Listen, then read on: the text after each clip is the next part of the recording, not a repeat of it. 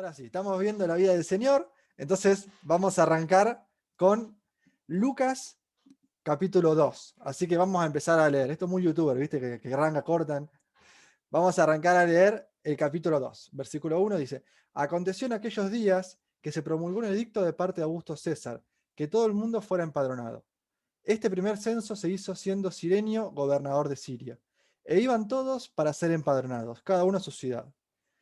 También José subió de Galilea, de la ciudad de Nazaret, a Judea, a la ciudad de David, que se llamaba Belén, por cuanto era de la casa y de la familia de David, para ser empadronado con María su mujer, desposada con él, la cual estaba encinta.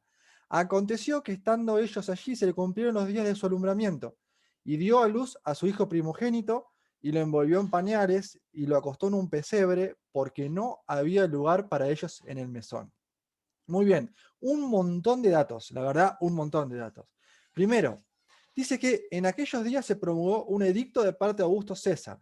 Augusto César era el gobernador de la región, romano obviamente, el pueblo de Israel estaba sometido al imperio romano, y dice que todo el mundo fuera empadronado. A ver, ¿alguno sabe lo que es ser empadronado? A ver, estoy mirando algunas.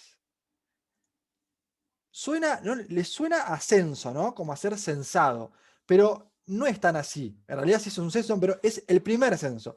Es decir, las personas tenían que ir a la ciudad de donde eran, donde habían nacido, e inscribirse como en un padrón. Es decir, iba a ser como el primer censo de la región.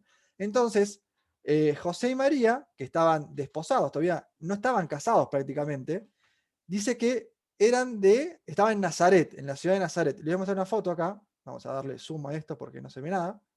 Ellos estaban en Nazaret, al norte de Israel. Y para ser empadronados tuvieron que emprender todo el viaje al sur. Acá que dice esto que parece que dice Betlehem, en realidad esto es Belén, escrito en inglés. Así que fíjense el viaje que tuvieron que hacer con ya María embarazada y bastante cerca de la fecha. Y dice que bueno, iban todos para ser empadronados. Nos cuenta que sube José y María ahí y dice que ahí se le cumplieron los días de su alumbramiento. Es decir, que estaba tan avanzado el embarazo que ahí llegando a la ciudad de Belén, ella dio a luz. Y dice que ¿en dónde lo dio a luz? En un mesón. Un mesón, vamos a decir, es un hotel, una especie de hostel, un hotel sencillo. Y no había lugar ni siquiera en el hotel. Y a veces, no sé si les pasa a ustedes, ¿no?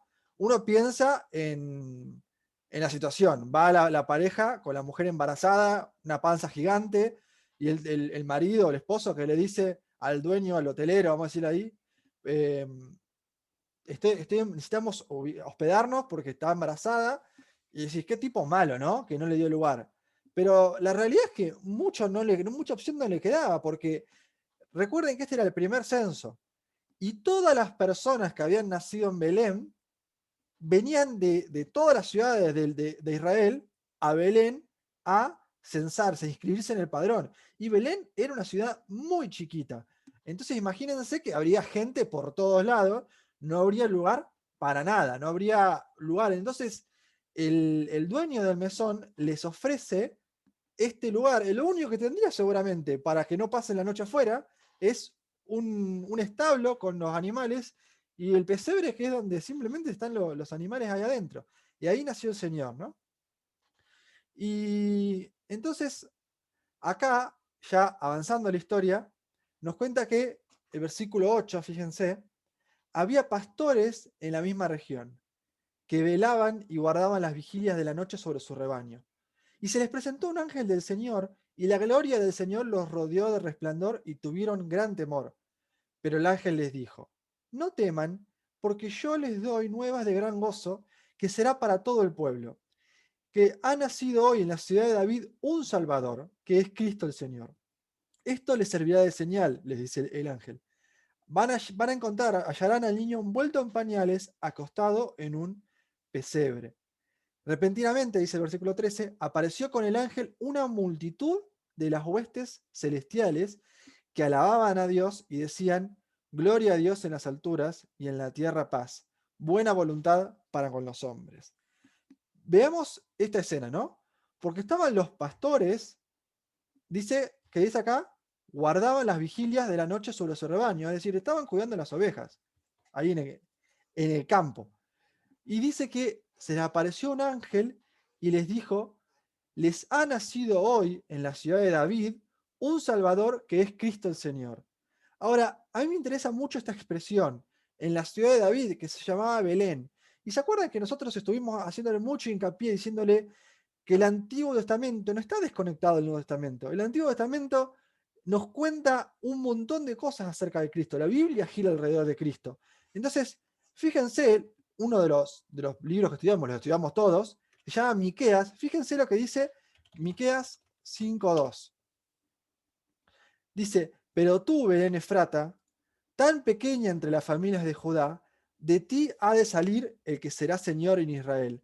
Sus orígenes se remontan al inicio de los tiempos, a los días de la eternidad.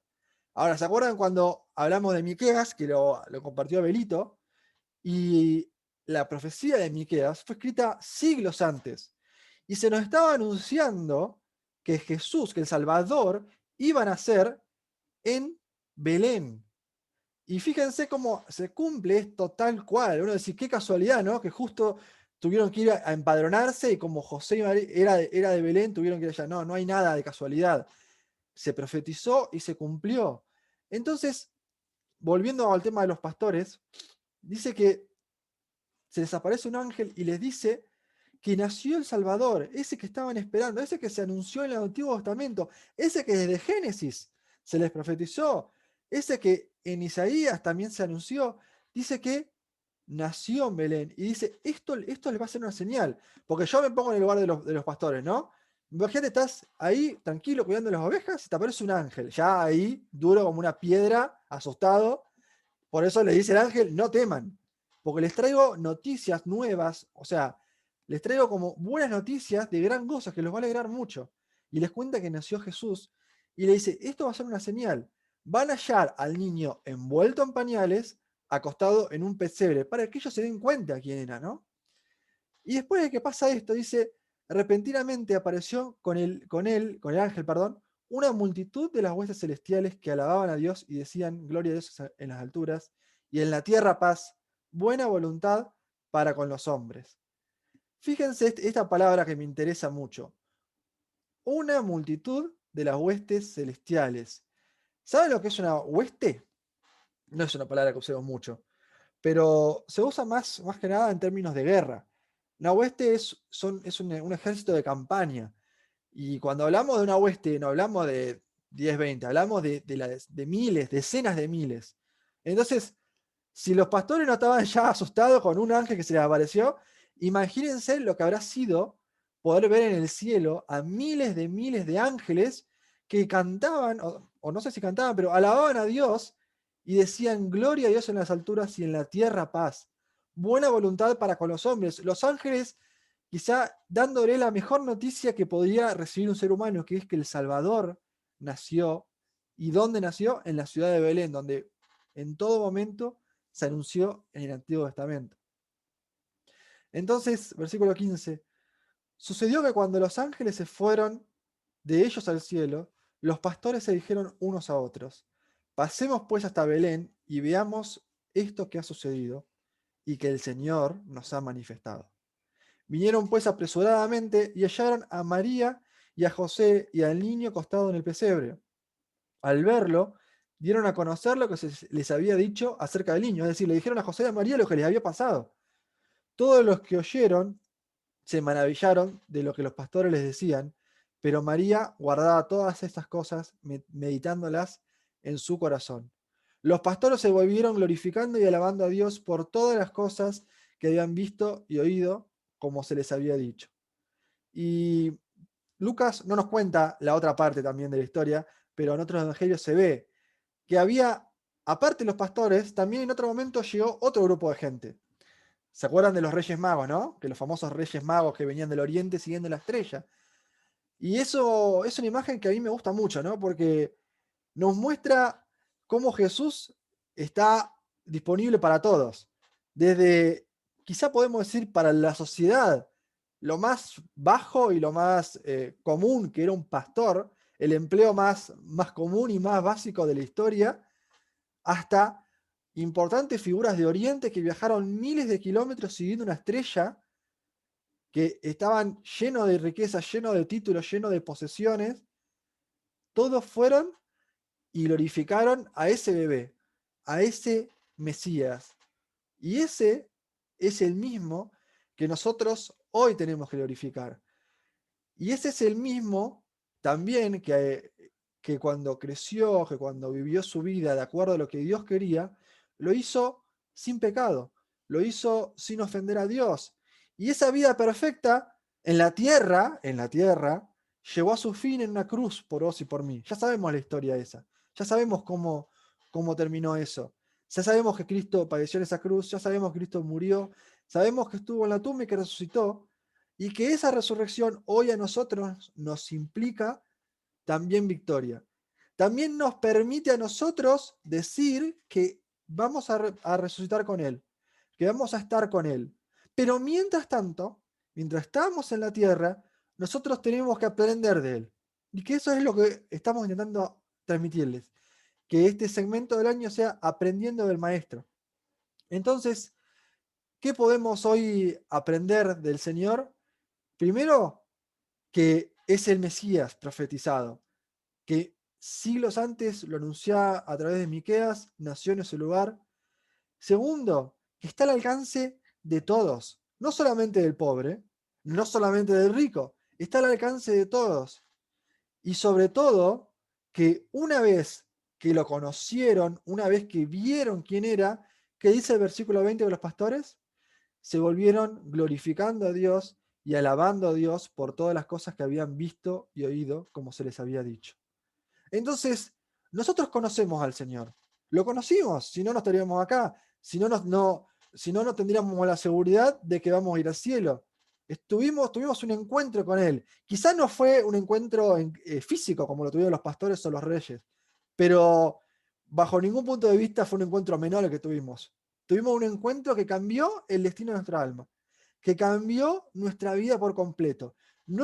Y ese encuentro cambió nuestro andar en la tierra y también nuestro andar el día de mañana, el día que ya no estemos en la tierra. Entonces, mi pregunta es, ¿qué reacción tiene que generar esto en nosotros? ¿Qué nos tiene eh, que pasar lo mismo que a los pastores? Se volvieron a sus casas glorificando y alabando a Dios por todas las cosas que habían visto y oído. Entonces, que nuestra vida pueda ser de glorificar y alabar a Dios por todas las cosas que Dios hizo por nosotros. Y la mayor de todas esas, sin duda, fue el darnos a Cristo para tomar nuestro lugar, para pagar lo que nosotros habíamos hecho y para el día de hoy y para toda la eternidad poder levantar los ojos al cielo y decir, yo soy un hijo de Dios y el cielo es mi destino. Dios quiere que vivamos de acuerdo a eso. Entonces, hasta acá nomás por hoy. Eh, Después vamos a seguir hablando de esto, pero meditemos en esto, chicos, y que nuestra vida sea una consecuencia de esto, ¿no? Sea una consecuencia de haber conocido a Cristo como nuestro Salvador personal.